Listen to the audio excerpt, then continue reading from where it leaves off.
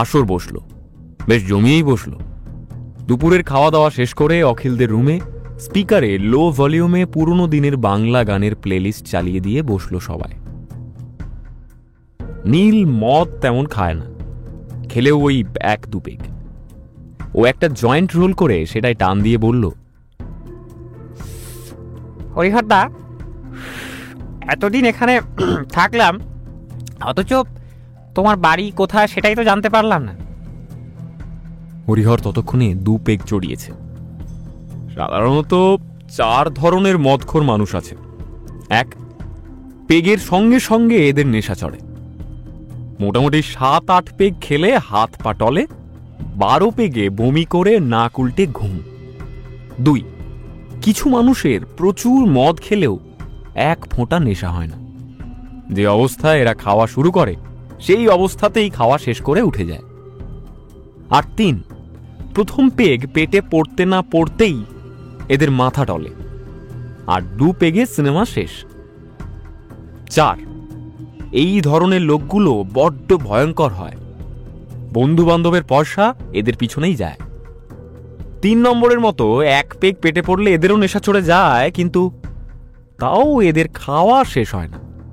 পেগের পর পেগ, পেগের পর পেগ, নেশার পর নেশা। এদের যত দাও ততই কম। নেশা এলিয়ে পড়েছে, ওঠার শক্তি নেই, তবু আরো দাও, আরো দাও। হরিহর এই চতুর্থ ক্যাটাগরির লোক। অল্পতেই ওর নেশা চড়ে, কিন্তু খিদে কিছুতেই মেটে না। 2 পেগ খেয়ে ও রীতিমতো ঢুলছে। নীলের প্রশ্ন শুনে সব কটা দাঁত বের করে কোনো কারণ ছাড়াই ঠিক ঠিক করে হেসে বলল, আমার ঘরে যাবে তোমরা? হ্যাঁ? মদ পেটে পড়তেই আপনি তুমি গুলিয়ে গেছে হরিহরের। নীল বলল, হ্যাঁ, যেতেই পারি, সব জায়গায় তো ঘুরলাম, তোমার বাড়িটাই আর বাদ রাখবো কেন? সারস পাখির মতো চোঁ চোঁ করে মদ গিলছে হরিহর। ওর চোখের সামনে 2 বোতল রাম, 1 বোতল ভদকা, 2টো বিয়ার। অন্য কোনো দিকে ওর নজর নেই। হরিহরের যখন 4 পেগ শেষ হলো, অখিল প্রীতিরা তখনও 2 নম্বরে। পেগটা শেষ করে একটু জলজিরা চেটে হরিহর বলল, তোমরা খুব ভালো। কত লোকই তো হোটেলে আসে, কেউ আমাকে মদ খাওয়ায়নি। হ্যাঁ। প্রত্যয় ফট করে জিজ্ঞেস করে, কেন প্রতাপদাও তোমাকে মদ খাওয়া না? উনি নিজেই তো শুনেছি বেশ মদ খান। করুণ হাসি হেসে হরিহর বলে, না, বাবু আমাকে মদ গিলতে দেন না। কেন?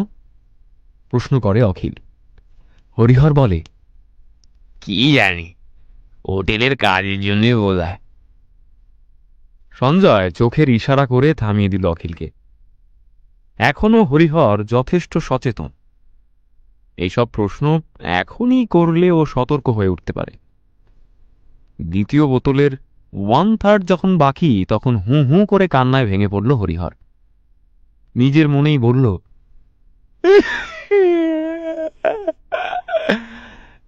তোমরা জানো ওই গাছটা কে কেটেছে? বাসন্তী জিজ্ঞেস করল, কে? বাবু কেটে ফেলেছে, আমাদের বাবু। আর বাবু আমাকে শাস্তি দিতে চায়। আমাকে শাস্তি দিতে চায় বাবু। বাবু কেটে ফেলেছে। কেন হরিহর? প্রশ্ন করল বাসন্তী। হরিহর বলল, আমি আমি তোমাদেরকে বলেছিলাম না, এই হোটেলটা ভালো না, কেউ আসতে চায় না এখানে। এখানেই কথাটা বলতে গিয়ে একবার ঢোক গিলল হরিহর। তারপর বলল, এখানে এখানে ওরা আসে।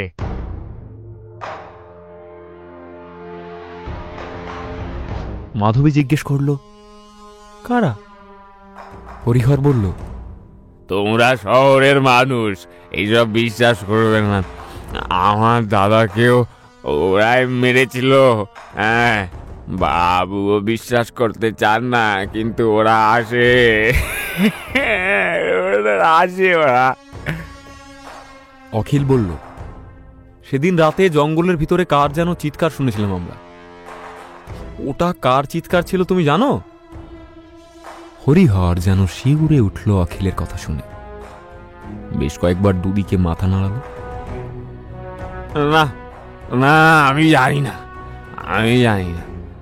তোমরা খবরদার রাতের বেলা জঙ্গলে যাবে না।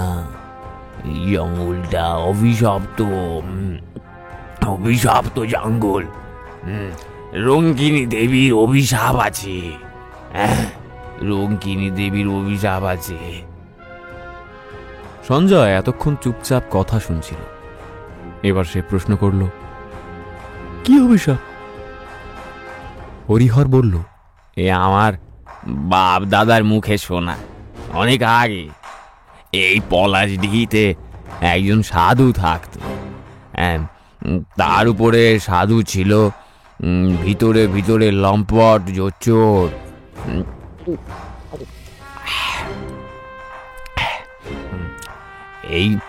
এই হোটেলটা যেখানে, এইখানে ঘর বেঁধে থাকতো ওই সাধু। হ্যাঁ, এক রাতে মায়ের এক ভক্ত এই জঙ্গল দিয়ে বাড়ি ফিরছিল। ওরা ওকে খুন করে।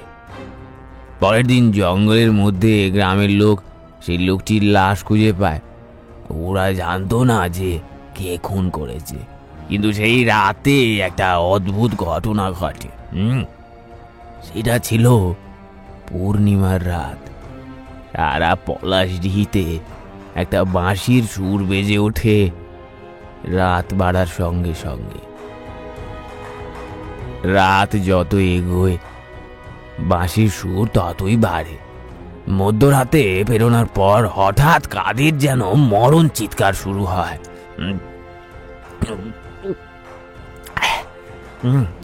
গ্রামের লোকেরা কিছু বুঝে ওঠার আগে কিছুক্ষণের মধ্যেই সেই চিৎকার থেমেও যায়। ভয়ে রাতে আর কেউ বাইরে বেরোয় না। পরের দিন সকালবেলায় নদী এদিকে এসে দেখে সে সাধুর দল হাওয়া, কোনো চিহ্ন মাত্র নেই। শেষে অনেক খোঁজাখুঁজির পর জঙ্গলের মধ্যে গাছে ঝোলানো কিছু নরকঙ্কাল দেখতে পায় গ্রামের বাসিন্দারা। সেই থেকে এই জঙ্গল অভিশপ্ত। এখানে মাঝে মাঝে রাতের অন্ধকারে জঙ্গল থেকে কি সব মরণ চিৎকার ভেসে আসে। আমি অনেকবার শুনেছি, অনেকবার, কিন্তু জঙ্গলের ভিতরে যাওয়ার সাহস আমার হয়নি বাবা। বাবা, সে চিৎকার বড় ভয়ঙ্কর। প্রত্যয় জিজ্ঞেস করলো, সেই রাতে তুমি কোথায় ছিলে তাহলে? নিচে গিয়ে তোমাকে খুঁজে পেলাম না। হরিহর বলল, হ্যাঁ, আমি কি জানি, হয়তো পায়খানা গেছিলাম। আমি তো কোনো চিৎকার শুনিনি। ওই চিৎকার সবাই শুনতে পায়ও না। এক এক রাতে এক একজন লোক শুনতে পায়। প্রসঙ্গ বদলে নীল জিজ্ঞেস করে, আচ্ছা, তোমার ওই সাধু বাবা কি যেন নাম? হ্যাঁ, ওই বড়স্বর, উনি কতদিন হলো এখানে এসেছেন? হরিহর একটু ভেবে কর গুনে বলল, তা প্রায় 8 বছর হবে। বাবা খুব ভালো, জয় বাবা, জয় বাবা। বাবা খুব জাগ্রত। আমার সঙ্গে আমার দাদার কথা বলিয়ে দিয়েছেন বাবা। বাবা।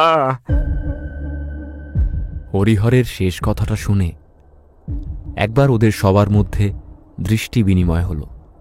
প্রীতি নিচু গলায় বলল, প্ল্যানচেট, মন্দ না। অখিল বলল, আচ্ছা হরিহর, এই যে তোমার বাবু ওই ফলের গাছটা কেটে ফেললো, তাতে কোনো ক্ষতি হবে না? হরিহর অসহায়ভাবে ঘাড় নাড়ল। হবে তো, হবে। কাল ও পাড়ার নরেন্দা বলছিল যে কবরখানার সামনে রাস্তায় সেই মানুষগুলোকে কে যেন দেখেছে। হ্যাঁ। কোন মানুষগুলোকে জিজ্ঞেস করলো বাসন্তী। হরিহর বলল, ওরা মানুষকে ঘিরে মেরে ফেলে, দেখে মনে হবে একতাল অন্ধকার ঘিরে ফেলেছে। তারপর ধীরে ধীরে দম বন্ধ হয়ে আসে, যাকে ঘিরেছে তার। সেইভাবে এক সময় মারা যাবে লোকটা। তোমরা তাড়াতাড়ি ফিরে যাও কলকাতায়, কলকাতায় ফিরে যাও। এখানে থেকো না, এখানে থাকলে তোমাদের ভালো হবে না। কলকাতায় ফিরে গেলে তোমাদের মঙ্গল। যাও, ফিরে যাও। সঞ্জয় বলল, সে তো আমরা ফিরে যাবই, কিন্তু তোমাদের কি হবে? মদের শেষ পেগটা তুলে নিল হরিহর। এক নিঃশ্বাসে সেটা খতম করে একটা চিপস মুখে পুরে চিবোতে চিবোতে বলল,